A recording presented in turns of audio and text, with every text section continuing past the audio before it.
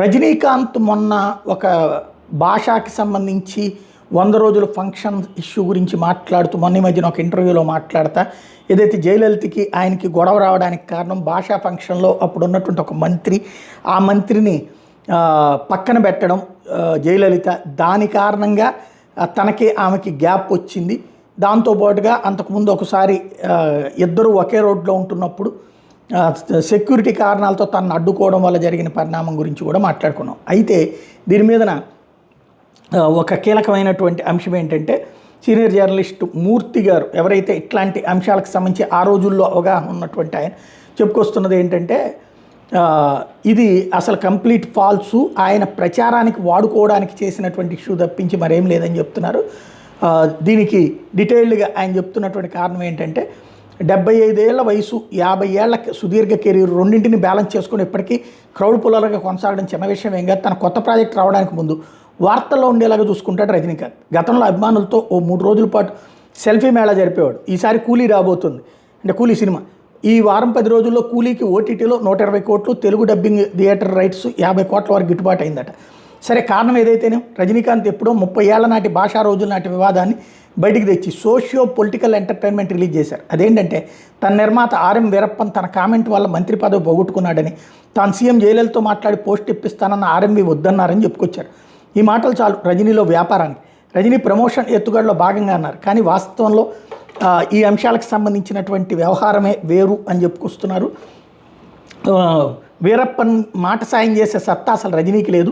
అతని సిఫారసుతో జయలలితకి పని లేదు.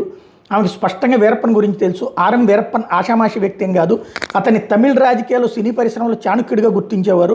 మన దగ్గర నాగిరెడ్డి చక్రపాణి జంటను కలిపితే వీరప్పన్, రజనీకాంత్ ఎంట్రీకి సూపర్ స్టార్ స్టేటస్కి వీరప్పన్ ప్రత్యక్ష పరోక్ష సహకారాలు ఉన్నాయి. ఆర్ఎంవి గొప్ప ఆర్గనైజరు, తమిళ రాజకీయవేత్త, కేవలం నాయకుడు కాదు, కింగ్ మేకర్. తందై పెరియార్ నీడలో ద్రవిడ సామాజిక రాజకీయాల్లో అవగాహనతో పెరిగాడు. ఆర్ఎంబి పెరియార్ శిష్యులు అన్నాదొరైతో పాటు ద్రవిడ కళగంలో పనిచేశారు. రజనీకాంత్కి వరుస ఇట్లు ఇచ్చిన ఎస్పి ముత్తరామన్ ఆయన శిష్యుడే.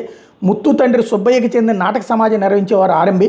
స్వయంగా వీరప్పన్ కథా రచయిత, స్క్రిప్ట్ రైటరు. ఎంజీఆర్ అజెండాగా చెప్పుకునే నాడోడి మన్నం, రిక్షాకారన్ సినిమాలకు ఆర్ఎంవినే స్టోరీ, స్క్రిప్ట్, స్క్రీన్ ప్లే అందించారు. అయినా కూడా టాలెంట్ ఎక్కడున్నా సినిమాల్లోకి తెచ్చేవారు. ఉద్యోగం చేసుకుంటూ నాటకాలు రాస్తున్న కె బాలచందర్ వీరప్పన్ ప్రోత్సాహ సహకారాలతోనే సినీరంగ ప్రవేశం చేశారు. బాలచందర్ శిష్యుల్లో ఒకటి రజనీకాంత్. తమిళ రాజకీయాల్లో డిఎంకే, ఏడీఎంకేల ఆవిర్భావం వెనకాల వీరప్పన్ ఉన్నారు. పెరియార్తో విభేదించి అన్నాదొరై డిఎంకే పెట్టినప్పుడు కరుణానిధి, ఎస్ఎస్ రాజేంద్రన్, ఎంజీఆర్ తదితరులను పార్టీకి లాక్కొచ్చారు వీరప్పన్. కరుణానిధితో విభేదించి అన్నా డిఎంకే పెట్టేలా ఎంజీఆర్ని గట్టిగా ప్రోత్సహించిన ఇద్దరిలో వీరప్పన్ ఒకరు. రెండోవారు ఎస్ఎస్ రాజేంద్రన్. ఆర్ఎంబి గొప్ప ఆర్గనైజర్ కావడం వల్ల ఎంజీఆర్ తన సొంత ఆస్తులు ఏది ఎంజీఆర్ ఫిల్మ్స్, సత్య మూవీస్ని అప్పగించారు. తుదికంటే ఎంజీఆర్ అనుయాయిగానే ఉన్నారు. ఈగోయిస్టుల్ని, యువరగంట్లని, పెత్తందారుల్ని వీరప్పన్ కట్ చేసేసేవారు. కరుణానిధితో విభేదానికి ఆయన దూరం పెట్టడానికి జయని దూరం పెట్టడానికి ఇదే కారణం. భానుమతి సైతం ఓ సినిమా సగంలో ఉండగా కాశీకో కాటికో పంపేసి ఆ పాత్రను అర్ధాంతరంగా ముగించేశాడు వీరప్పన్. ఎంజీఆర్ జయలలితను కాంబినేషన్ బ్రేక్ చేసింది కూడా వీరప్పనే. రిక్షాకారన్ సినిమాకి జయను తీసుకోవాలని ఎంజీఆర్ పట్టుబడితే ఇప్పటికి మీ కాంబి ఎక్కువైంది, జనానికి మొహం మొత్తేలా ఉంది, ఈసారి కొత్త మొహం చూపిస్తాను మంజులను తీసుకొచ్చారు. ఉరిగం సుట్రుం వాలిబన్, లోకం చుట్టిన వీరుడులో లతా, మంజుల, చంద్రకళ నటించారు. వీళ్ళ ముగ్గురు అన్నా డిఎంకే ప్రాపగాండా సెక్రటరీలుగా పనిచేసి పార్టీని జనంలోకి తీసుకెళ్లారు. ఇవన్నీ ఒక ఎత్తు అయితే ఎంజీఆర్ మరణం తర్వాత అన్నా డిఎంకేలో అంతర్గత పోరు తలెత్తితే జానకి పక్షంలో చేరి 1988లో రోజుకి 70 నుంచి 80 వేలతో 5 స్టార్ క్యాంప్స్ నడిపారు. జయలలితని ఒంటరి చేశారు. మోపనార్ హడావిడి మేడం వల్ల జైకి వ్యవధి దొరికింది. పార్టీలో పట్టు సాధించేశారు. విడిపోయి పడిపోయామని గ్రహించి అన్నా డిఎంకే 2 పట్టాలు ఒక్కటే, 2 వర్గాలు ఒక్కటే. వీరప్పన్ మళ్ళీ పార్టీ ఆర్గనైజర్ అయ్యారు.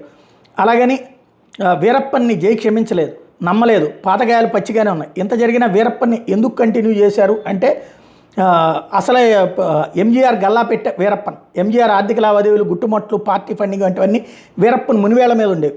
జై ఎందుకు తనను కంటిన్యూ చేస్తుందో వీరప్పన్కి స్పష్టంగా తెలుసు. ఎక్కడా జైన్ గురించి పల్లెత్తు మాట లేదు. ప్రభుత్వానికి వెన్నుపోటు పొడిచే పని పెట్టుకోలేదు. రజనీకాంత్ భాష 100 రోజుల వేడుకలో చేసిన ఒక లూజ్ కామెంట్ను వంకగా తీసుకుని జై గట్టిగా క్లాస్ తీసుకునేసరికి వీరప్పన్కి క్లైమాక్స్ అర్థమై బయటకు వచ్చేశారు. దాదాపు 12 ఏళ్ల పాటు పాలిటిక్స్ జోలికి వెళ్లకుండా చివరిలో ఎంజీఆర్ కలగమనే పార్టీ పెట్టి పాతమిత్రుడు కరుణానిధికి మద్దతు ఇచ్చారు.